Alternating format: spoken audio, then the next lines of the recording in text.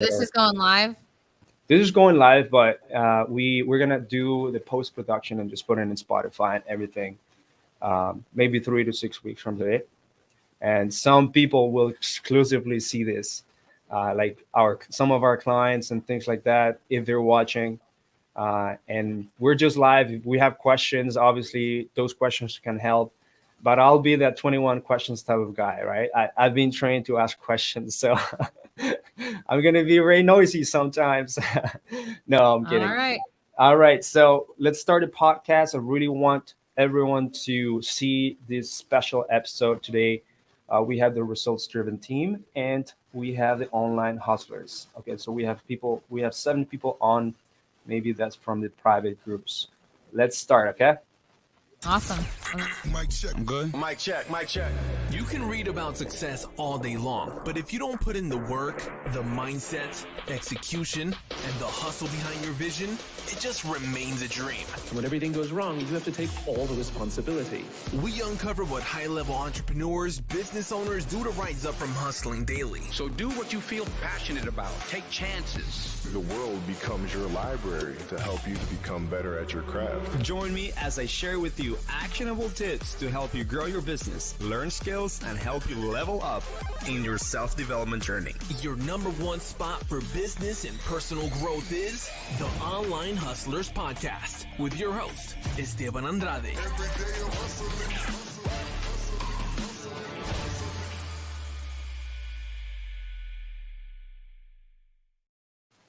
Hey guys, thank you for being in another episode of the Online Hustlers podcast where we cover REI marketing conversion episodes. They're serious. As you know, we bring in players that are in the game, doing deals, absolutely crushing it. And some of these players are as passionate as me to educate other people. Today, what we have is a special couple guests, and I call them the power couple. We can call them Power Rangers. You can call them whatever it is. They're based in Ohio, and they are actually doing deals and they're educating people in what they do. They are so special because I've been also trained on their systems and their operations. We went through a 2-day seminar, 2-day workshop, call it something that is very intimate, where you were able to meet them. And I learned about their amazing sales systems and the amazing sales systems and operations that they have in their business. And I really want people to really learn from them. I think they are one of the few ones in the game that are real and for real bring value. A lot of people have seen a lot of people from these episodes, and they have all different geniuses. But I feel that 2 guests that I have today will be changing the game for a long time. Okay. And we have Tiffany, hi, and Josh, hi. How are you guys? What's going on? Thanks for having us on, man. Yeah, appreciate it. So you guys are from Ohio, Cleveland. That's Columbus, Ohio. That's right. Columbus, Ohio. There you go. So Columbus, Ohio, it's a very similar market, I would say, to just outside of Detroit, where I was living like just a few years ago.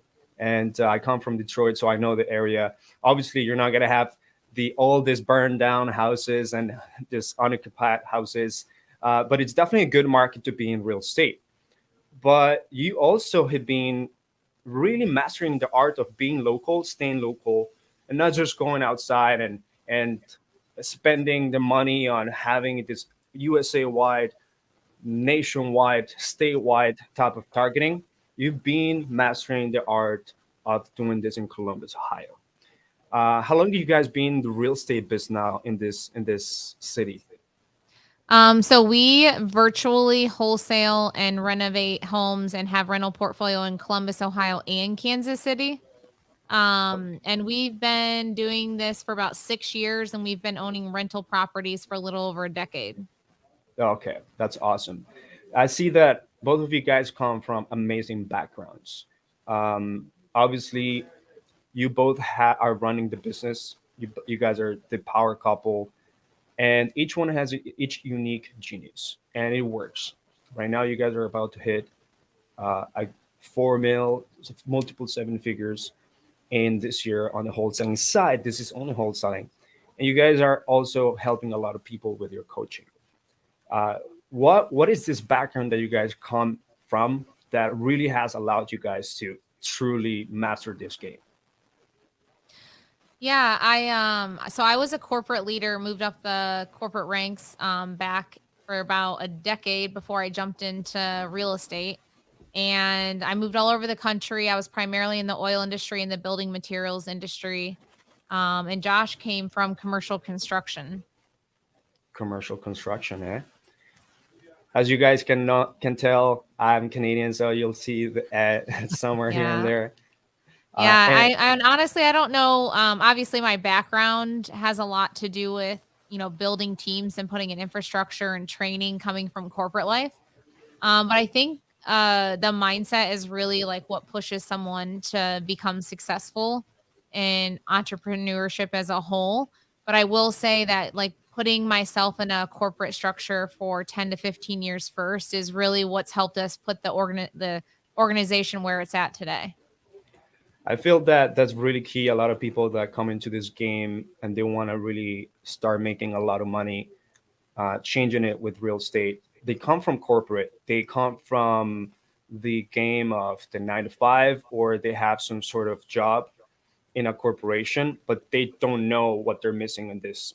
What have you exactly applied in corporate that completely can be build and completely take this to another level in real estate? What are these skill sets or key takeaways that your job had?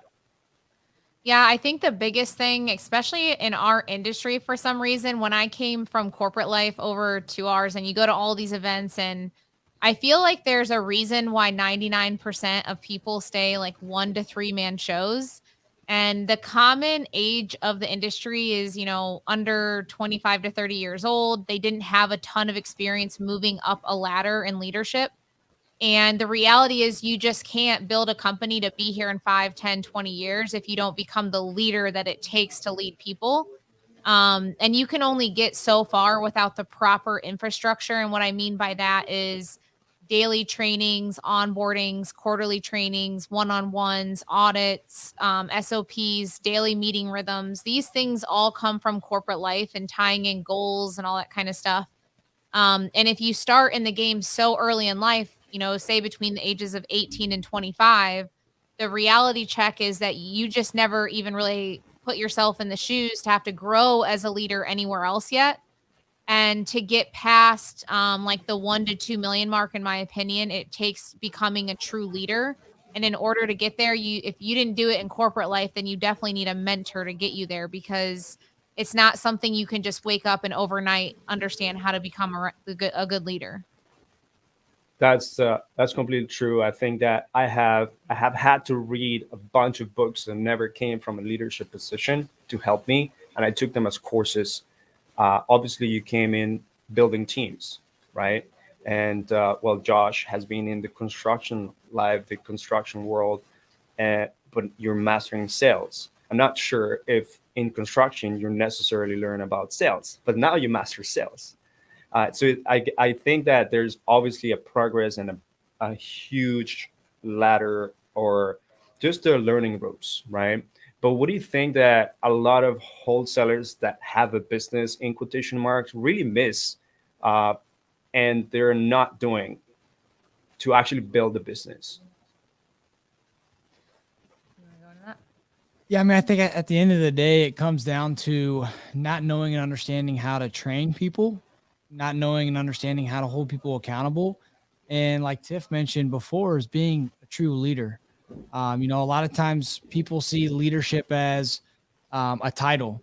And you think in my small organization, if we even see it as an organization, I think that's one key miss, is people don't see it as a true organization, a true company. You see it as a side hustle. But in order to build this out the right way, you have to learn how to train and onboard someone the right way. You have to learn how to hold someone accountable to the right metrics, and ultimately create an environment that is conducive for people to grow. So leaders focus on growing people, where managers focus on growing specific results. And I think a lot of people don't understand the differences between the two. And we're so laser focused on micromanaging the little specific metrics, if we're even tracking metrics. So I think those are some of the things. I don't know if you have anything to piggyback off of that. Yeah, I mean, one thing that's just been astonishing to me in our industry is people, they hire. Well, one, they don't put enough energy and effort into recruiting, and it's the number one thing that impacts your company is the people that you put in the seat.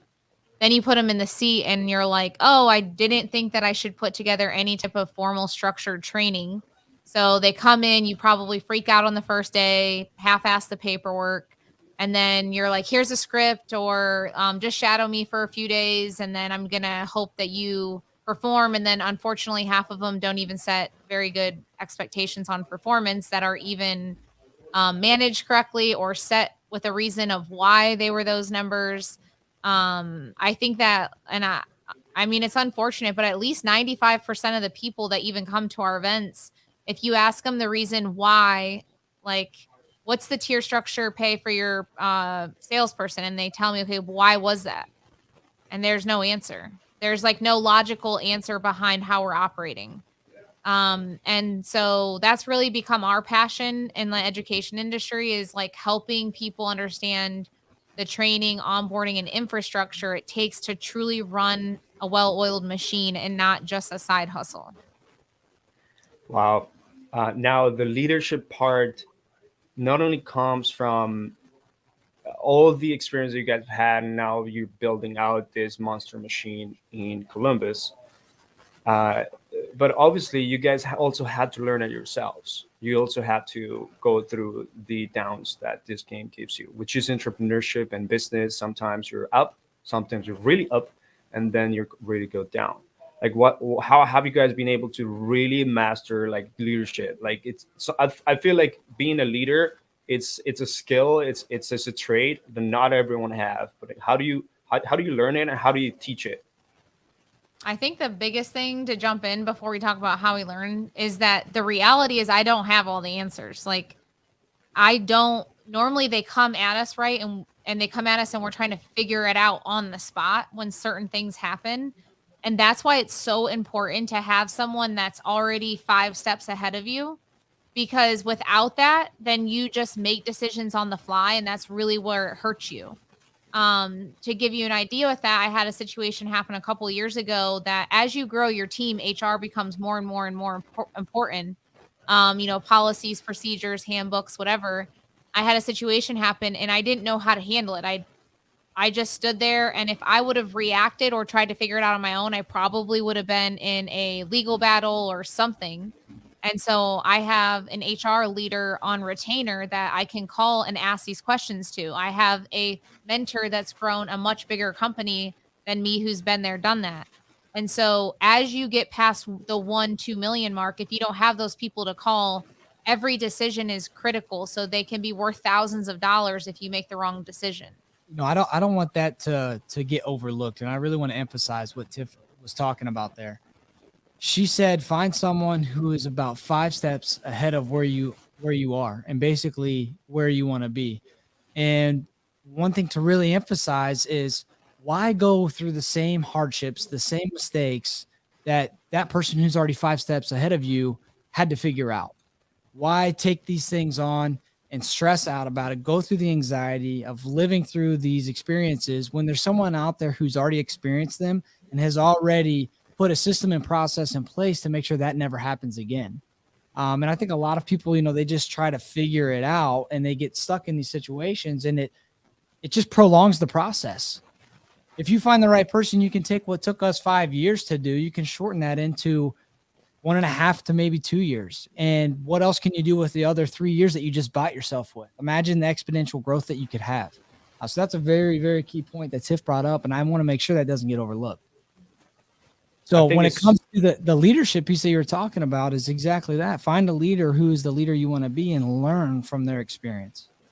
I think it's crucial, and a lot of us really share what you're telling us, because if you're in this podcast, if you're being a guest in this podcast, it's because you've been able to shorten that learning curve, and that failure has been already discovered, like why that thing didn't work, and already have figured out in short time frame. A lot of people really think that I can save money and therefore that's going to be much better for me because I'm not investing or putting money into something. But But at are the end you of the really day, saving money, right? exactly, you're actually paying even more with like worse mistakes, worse stress, a lot of different things that happen and taking like way more time. So like that's Yeah. money at the end of the day. Like, Right. What's your time worth? what's your time worth? That's correct. And so really right now, how are you making sure that every person that goes to results driven become a better leader? Like what are those things? Yeah, so we have weekly one-on-ones and quarterly reviews that we do, but we actually hired a third-party company that does monthly leadership training. Actually, while we're sitting here right now, we're missing it. He's out upstairs actually training our staff right now.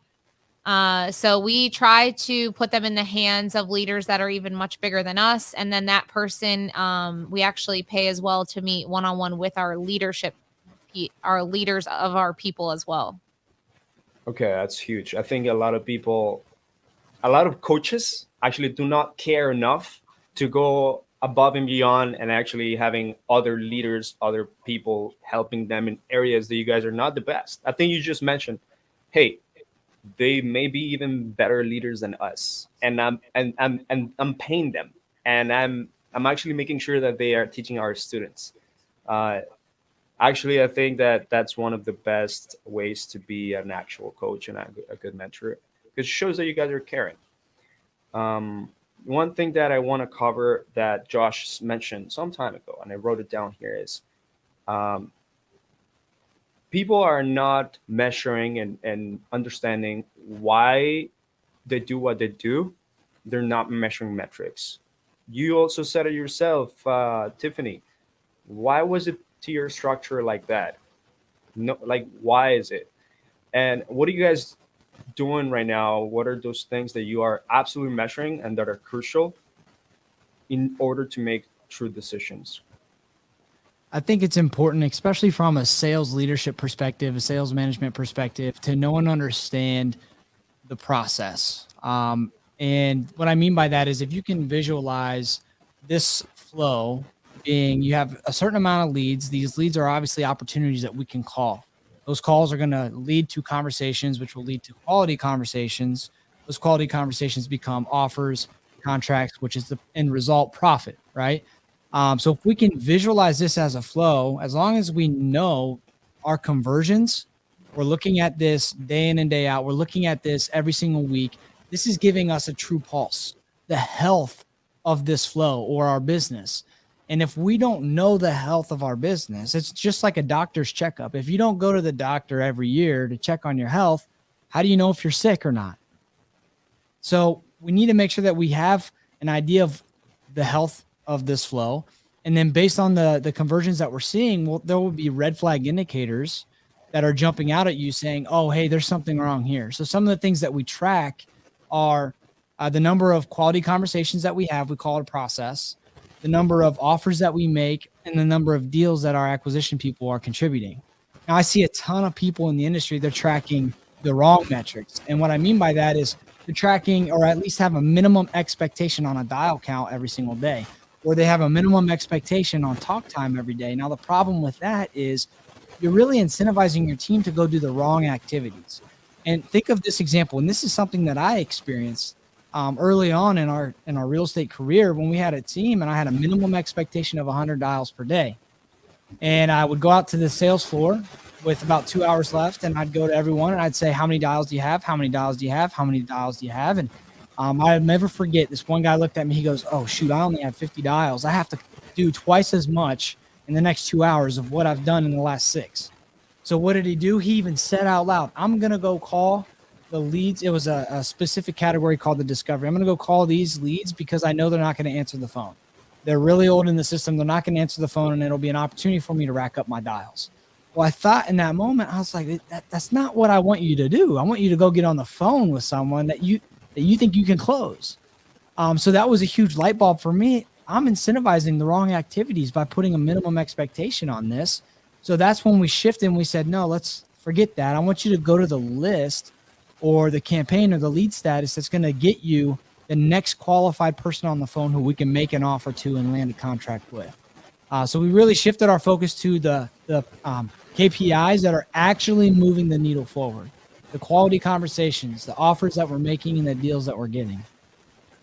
Wow. Yeah, and then on our side, our transaction coordinator fills out metrics from closed properties. So things like, and that report shows us things like how many days is a lead in the system until it goes into contract by campaign. You know, how long does it take to close on the first close, the second close? What's my average cost per lead, cost per contract? And then we break that down by campaign so we can start paying attention. Is, you know, certain marketing channels just not working? Should we spend more on one channel versus the other? If we aren't tracking these things, then you're just operating in a fly-by-night company.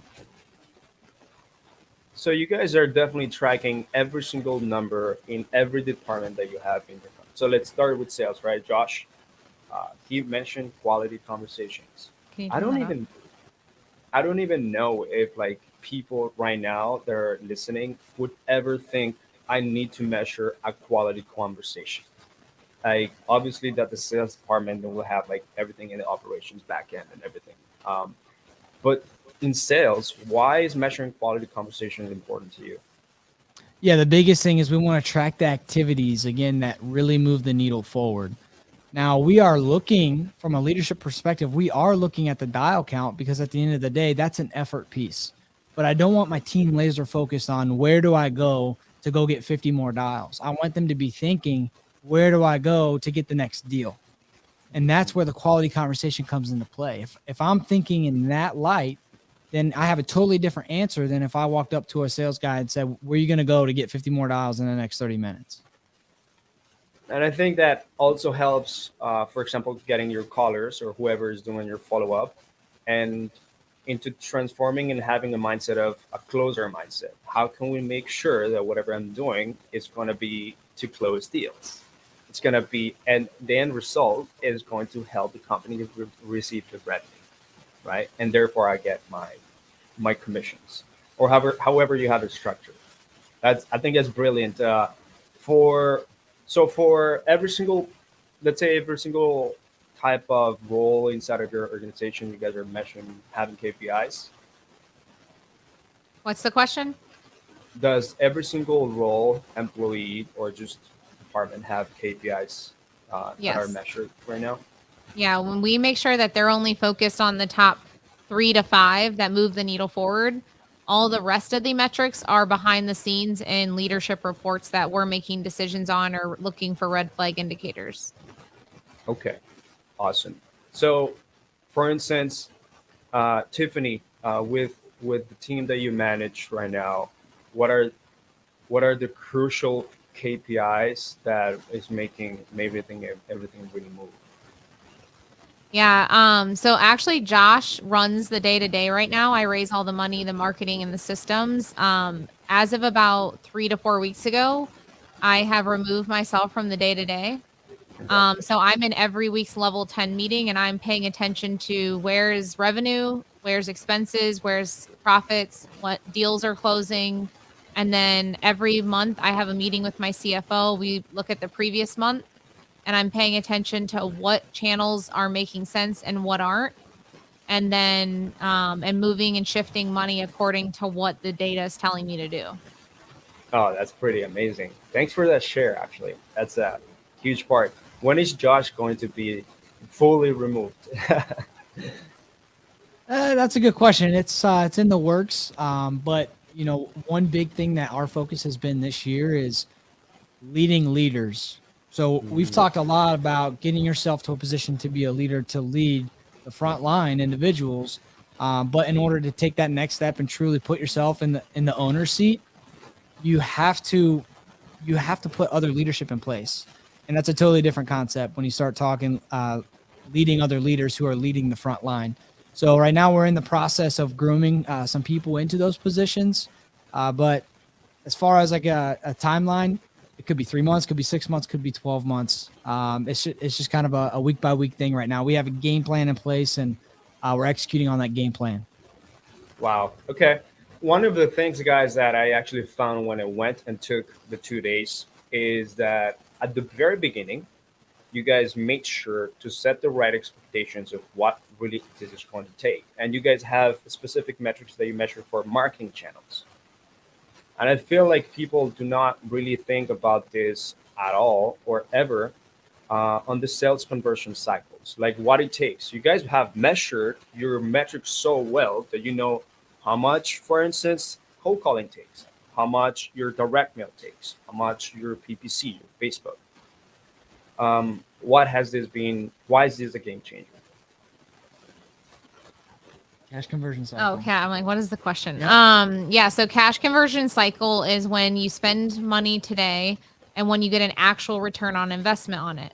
And I feel like, especially in our industry and really any industry, a business owner drops money and then they freak the hell out in 30 days when they're like, oh my God, I spent 30 grand last month or 10 grand and I'm not getting a return. But the reality is the colder the channel, the longer the conversion cycle. So if you're doing cold calling, texting, RVM, any of those, and you drop $1 today, the cash conversion cycle by industry standard stat is about 9 months. So what does that mean? It means when I spend $1 today, it takes about 4 to 5 months for the lead to go into contract, and then another 30 to 45 days if you're wholesaling it, another 90 plus days if you're rehabbing it.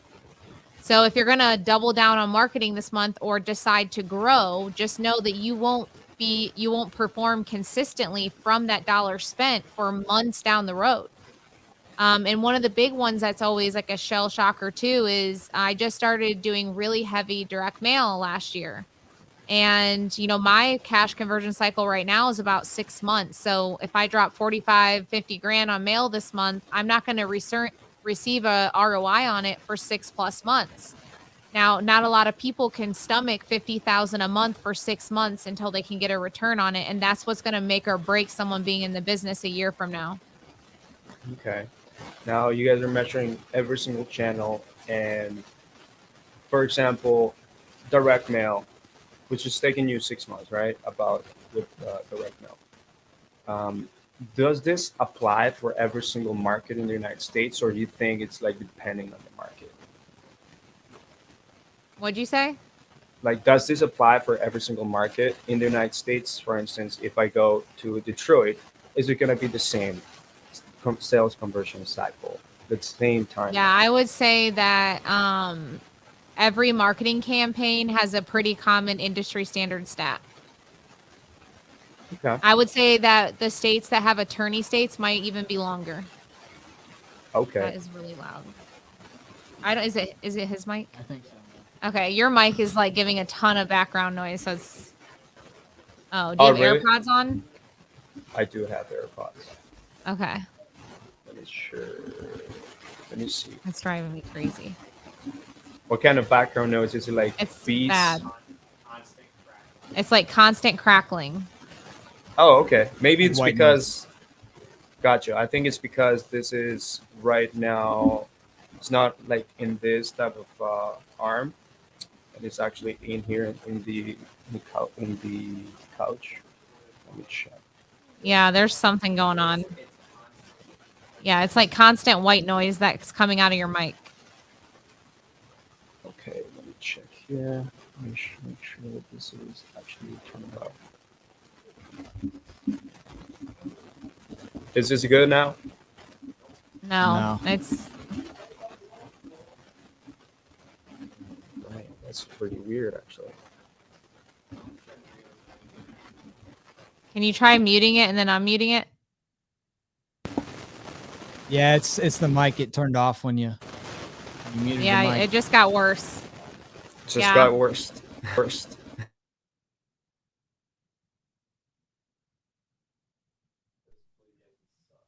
What about now? Oh, it's way better. Yeah. Oh, really? Yeah. Yeah. It was just the cable. That's so weird. All right. All right. If you guys just let me know if the white noise happens again, so that I just fix up this thing. And that's it. Okay. Yeah, this that is cool way now? better. Yeah. Yeah. Awesome. All right. So we can go back again. All right. Let's go back. Sorry for the interruption. That's fine. No, actually, that's good. Good catch. Because I just had another episode and I checked the sound. It was good enough, but this one is good. All right. We want to have high quality for those, snippets and Spotify and everything. We really want to have high quality. Sounds good. All right. Let's keep going again. Sales conversion cycles, right? Um, at this moment, whenever I come into wholesaling, I really do not understand marketing. Someone that is coming in fresh, and even someone that has been making money like for a long time in wholesaling, let's say cold calling, does really not understand why something takes so long in converting if I go to a new marketing channel.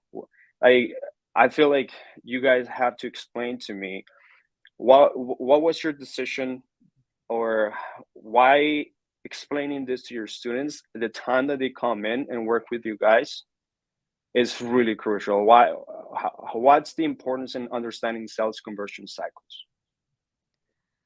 Yeah, I think it's just one that if the more educated you are, the less anxiety you'll have. And I think a lot of my students' anxiety comes around their growth where I mean, I'll be honest, years ago when I was telling myself I was hiring more people, investing in more marketing, all these things, I didn't make a ton of money on the ladder up because every dollar that got made got put back into continuously increasing marketing and hiring people and all that.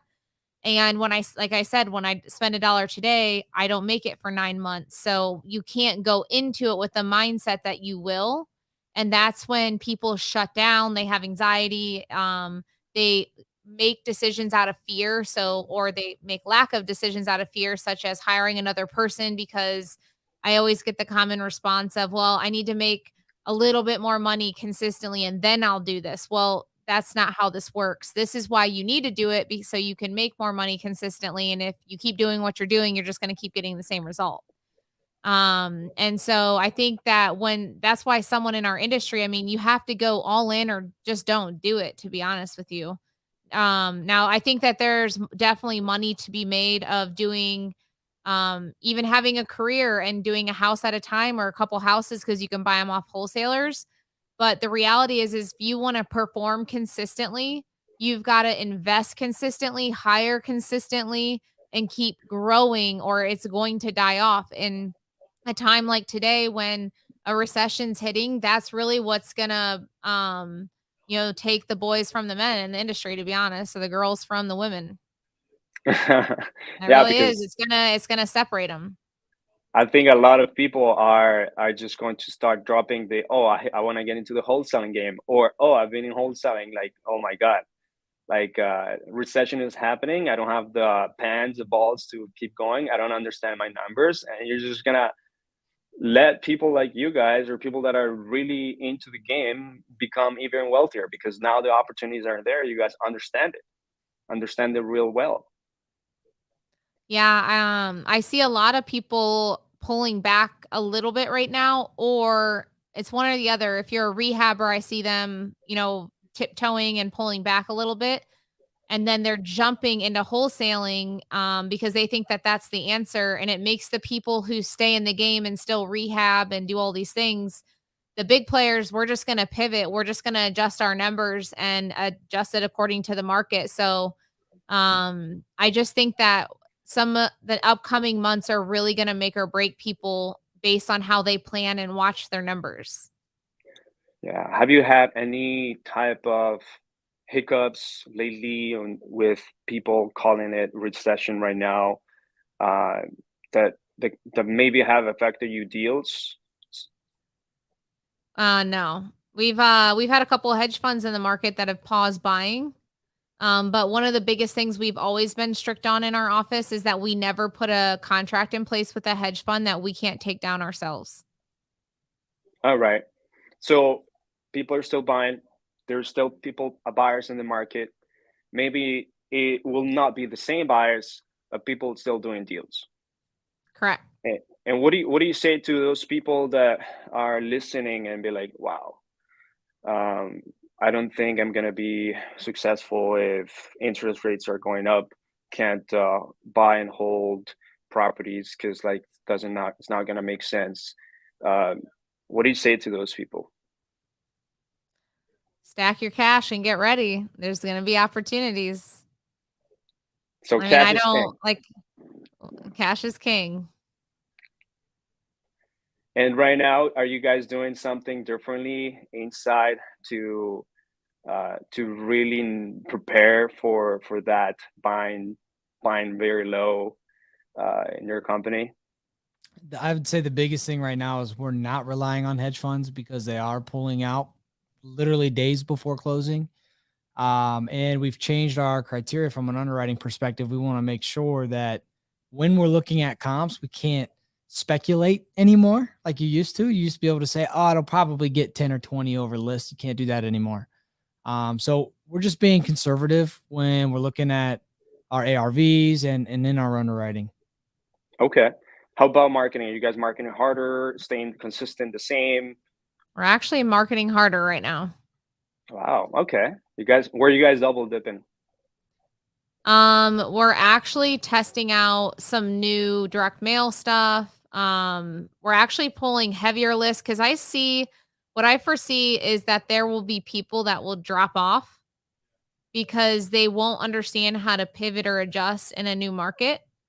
And when it comes to like I mean, I actually saw a couple of investors this week that paused buying because their investors are freaking out. And guess what? They had to literally drop out of 20 properties they were in contract on. Immediate deal right there. And the people that are ready for it, they're equipped. They're going to be the ones that get to take advantage of these things. Yeah, I think just being educated and associating with the right people is going to make it happen. Obviously, you guys were in the during the crash, but were you guys investor during the last recession? Were you guys doing investing during the last recessions? No, I had just bought in rental properties at the last recession. But again, it's another one of those things where you need to make sure you have a mentor that's been through it. So right now we have a few mentors that have lived it. They've both lived 2 recessions. And so that's why it's important. If you got into the game in the last few years, you need to make sure that you're looking up to someone that's adapting, pivoting, adjusting, and pay attention to who's growing, not getting smaller. Yeah, 100%. I think that another thing that people are apart from stopping marketing, they also stop growing their team. Like they don't want to like have this burden of money. Are you guys currently hiring? I know that last time that you guys were, I was in Columbus. You guys were hiring a lot of people, or is that also slowing down, or just keeping consistent? No, I think since he's been here, our team doubled already. Yeah, it definitely has. Yeah, we actually have 3 or 4 more people starting on Monday too. Yeah, I mean, the one thing I've learned, I always think it's funny when I see people say, oh, I want to make $1 million a month, or I want to do $1 million. And then they think that they can do that with 1 or 2 team members. The more people on your team, the more money you should be making. And if you aren't, then you're not putting the right people in the right seats. Because when you put talented people in the right seats, your income should keep doubling. And how do you determine what, like, hey, this person should be in this seat, or this person like has this strength and this is what they should do? Yeah, I mean, it just depends on the role, but the biggest things we look at no matter the role is, are they coachable? Are they hungry? And do they have the skill set that we can groom because we're really confident in our training? And let's say it's a role that I'm not confident in training. To give you an example, I have Aiden sitting right behind the camera, and he's the one doing all of our video production. Obviously, I can't bring someone in fresh when I have no idea how to even turn on a camera. But that doesn't mean that Aiden isn't a core value fit. It fits into our culture perfect. He's coachable, he's hungry. And I think that ultimately with those traits, everyone in our office has those same traits. And it's not just about the individual. When you recruit people that are all on the same page with those traits, it creates this massive team environment of everyone wanting to win as a team and as a unit. So I can't stress the importance of making sure that someone fits your core values before bringing them into the office. That's awesome. What are you guys' top core values?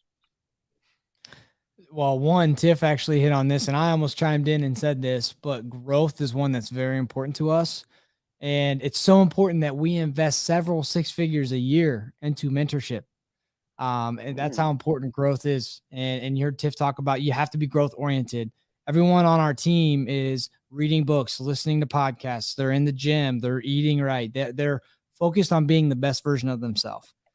Faith is something that's very important to us. And this is really two-sided. First and foremost, we are Christians. We are big believers that, everything happens for a reason. And honestly, we've been blessed to have an opportunity to change the lives of the people that work with us.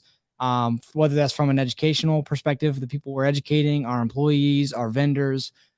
So we feel truly blessed with that. But also you have to have faith and really trust that each department and each person in each department is doing their best to get their job done. The marketing team is doing everything they can for the sales guys to be able to have opportunities to close. And the sales guys are doing everything they can to close the opportunities that marketing's created. So the faith in both of those situations, commitment is one that's very important. We have 7, so this could take a while, but ultimately commitment is very important because you have to be committed to the team. This is a team. This is a family. And when you say you're going to do something, make sure you do it. Treat everyone the way that you want to be treated, along with integrity. And that kind of chimes into that as well. Integrity is one of our core values. Do what's right at all times.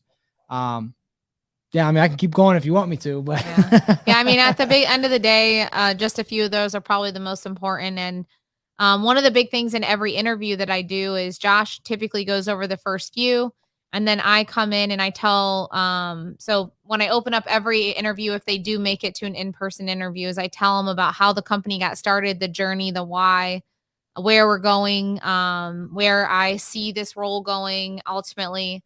And then when we go back to core values, I tie it back to, hey, remember when I told you about the fact that, we started in 2016. We went from nothing in the first 6 months to 40 rehabs in the first year to 165 the next year to 300 the next year. And then we launched 2 other companies that became multi 7-figure companies, and it's not stopping there.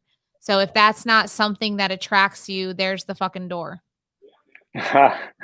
That's pretty awesome. I mean, I feel like also the core values that you guys have attract people that want to work with you, whether that's private lenders, whether that's someone that wants to get into your program. You guys being able to put that out in social media as well. I feel like all the efforts that you guys are doing internally you guys are being able to document it properly, and that has been able to attract things that you guys want. I've seen you guys post even more, even going stronger in documenting what you guys are looking like inside. What I is it? think it's important if you just have to think about what you're trying to attract. And the biggest thing that we have focused on when it comes to documentation or social media, whatever you want to call it, is I just don't fluff anything. Like, here's the real deal. Like, this is what's really happening in our life. This is what it really takes. I don't need fancy cars. I would rather sit in my house and do nothing on a Saturday afternoon. So like, I just, I want to be real with people, because I feel like when we put this perception out there, and people don't know that I have $100,000 cars. They don't know that I have these fancy toys because I don't need to show them. Because when you do that, it gives this sense of anxiety that they aren't where they need to be.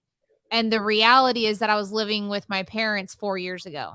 So it's okay. We've all been there, and it's a part of the journey, and we need to learn to enjoy the journey. And that's why a lot of times you'll continuously see me tie back of, hey, this happened 5 years ago, and then this is where it took to get to today. So you'll always see me tying back the hardship, because I don't ever want people to feel like they're not in a place where that they should be. You should be where you're at right now. God decided that that's where you should be.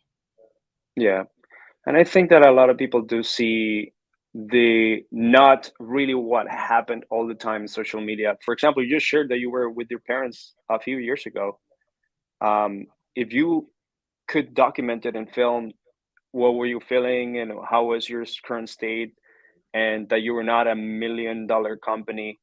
Um, that would have shown that you guys are actually real, that you went through those hoops, and there is a possibility for them to also make it that way, to be the top 4% of the population. What is it that, for instance, in 4 years ago, 5 years ago, that you were living with your parents, what was it that happened down there that was like, hey, I need to go back with my parents? Yeah. Unfortunately, at the time when we first got into wholesaling and rehabbing, I made some very poor decisions to pay a contractor in advance, and then also hire some pretty bad contractors on a couple other houses. And long story short, I lost money on a couple houses, got into a lawsuit, and I was just about to drain like every penny that I had left. So I'll never forget the day of sitting in my dining room with Josh, calling my parents, crying, saying, like, I have to move in with you. Like, I hate my life. I failed. Like, drained all of my cash. And my dad asked me to like walk into another room, and I walk in, and he was like, you need to get your shit together. Like, you got this far. Like, you've already figured out what not to do. And I already have been, he had been talking to me every day for a year, and he's like, I know that you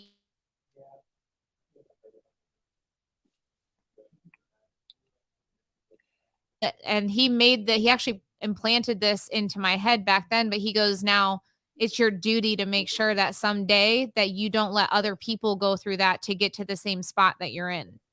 And so, not too long after that, we moved in with Josh's mom to save on money. We were working really hard, and I actually just started going to a new church at that time. And I was actually walking out of church the first time I had gone to that. And I closed my eyes, and I'll never forget looking at Josh in the parking lot. And I was like, man, I just had this weird picture in my head of me speaking on stage in front of hundreds of people. And like, I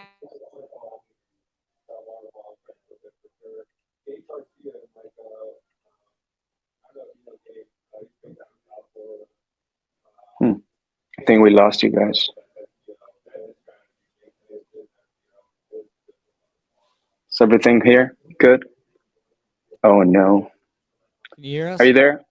Yeah, I think you guys got stuck down there. Like something happened with internet, whether that's your side or side. But you guys were sharing how she was in the dream, picturing herself just speaking on stage. That's where you left off. yeah, I closed my eyes at church that day. Actually, I can picture it right now. I was in the parking lot, and I just looked at Josh, and I said, something's telling me right now I'm supposed to start speaking and educating.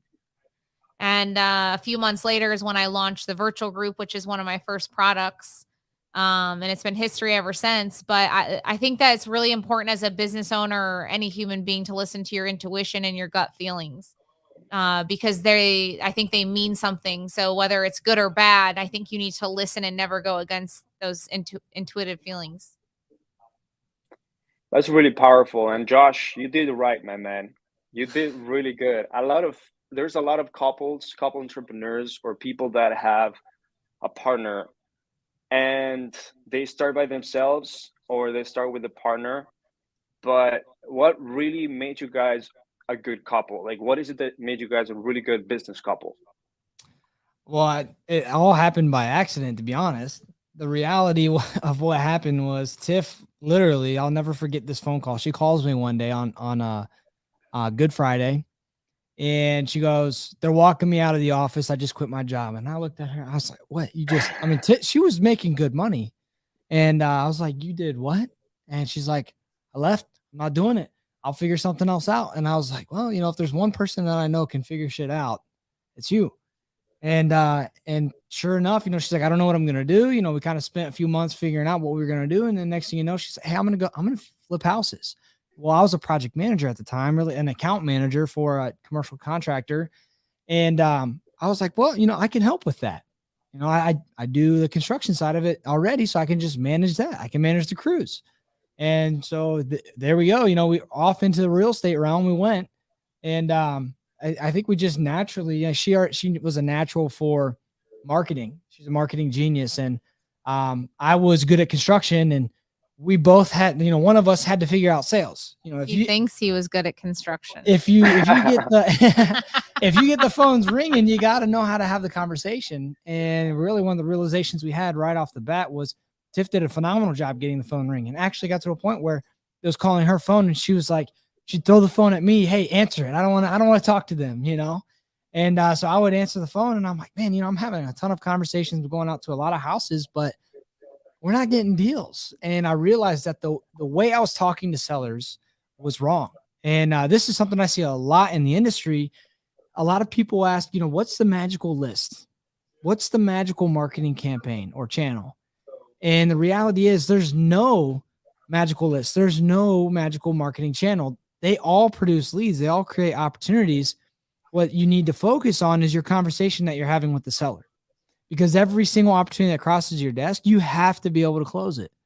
And we just, over time, just through reading and self-educating, got to a point where implement this, something I'd learned, implement that. And then over, a span of 5 years, now we've got this well-oiled machine of a sales process, and it's cranking out like crazy. Yeah, I mean, we have totally different personalities, and I think anyone that comes to our event picks up on that. But I am 100 miles an hour. I am a numbers person, so I make all of decisions in my life, personally and professionally, based on facts. I love turning 1 into 2, 2 into 4, 4 into 8. I love raising money. There's a lot of things that I love doing. And then there's, things that I'm not that great at. I'm getting better, but I'm really not the greatest, probably the people leader. Josh is a phenomenal leader. He loves getting people to buy into a vision and become a unit and a team. And I will say I've struggled with that my whole life. I've always just been kind of in my lane and run them out 100 miles an hour. And that's okay. I have a really good skill set in certain things, but and that's why I have COOs in place. Fortunately, one of them is my husband, and he fits that role very well. And I have a COO on my education side, and any company that I have someone else in place to counteract my weaknesses, and I'm really good at driving that vision, that strategy, that next step, and having those conversations that move the needle forward. But I know that my weakness is in, building and leading people sometimes. So that's why I put the right people in place to do it.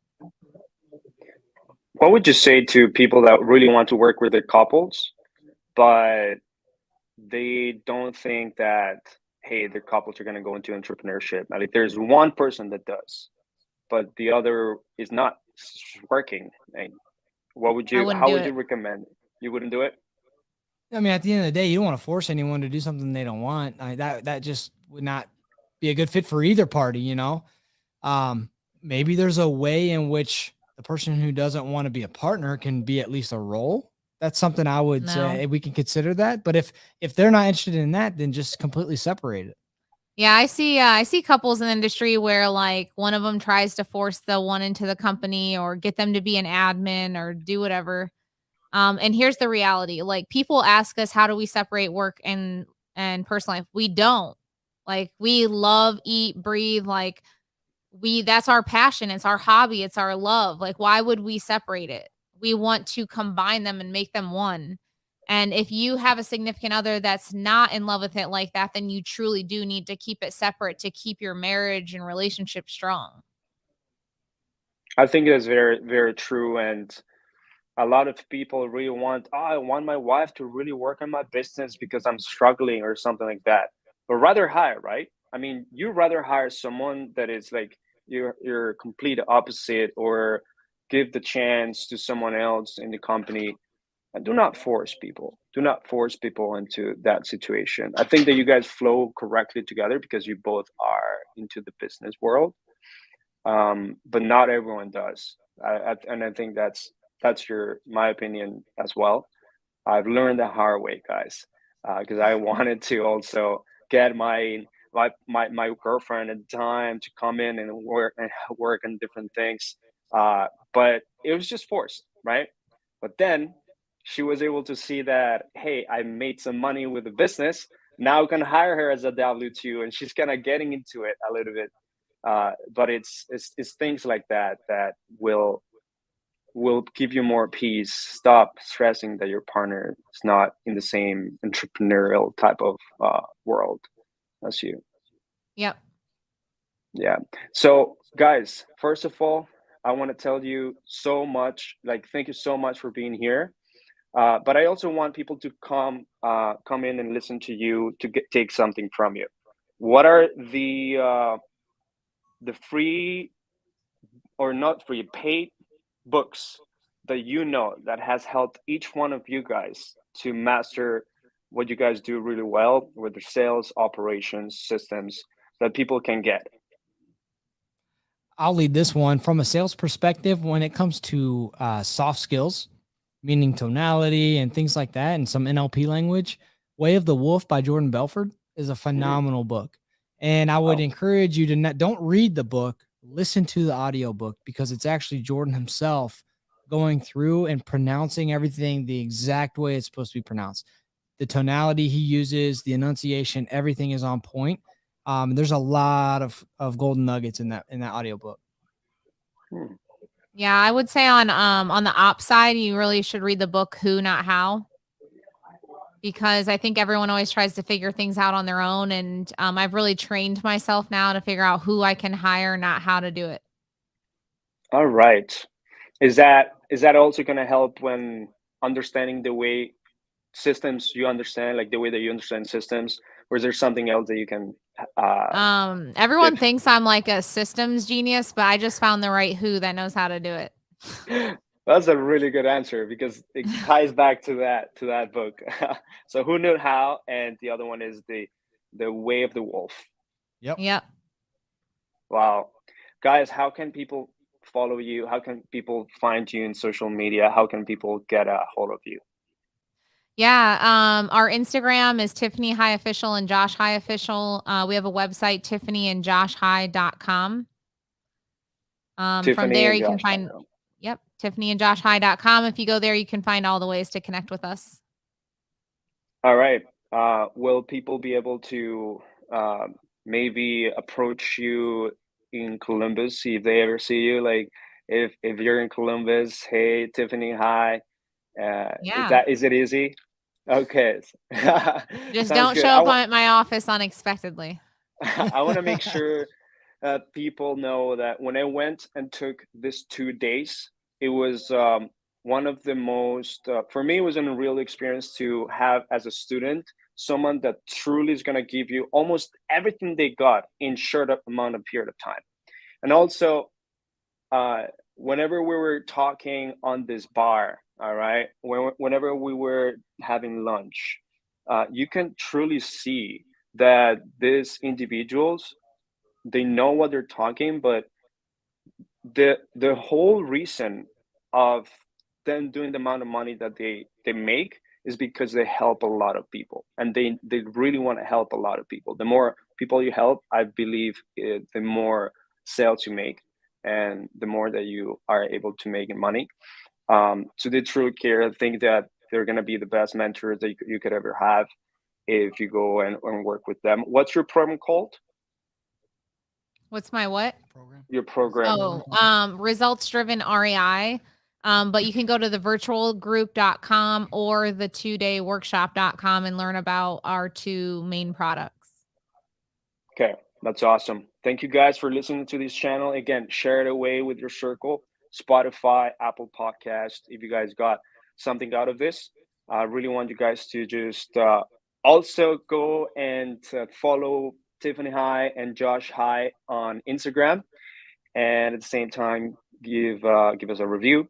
And I think that I love this episode. I want you guys to also get the most out of this. Thank you for listening. Thanks for having us. Thank you.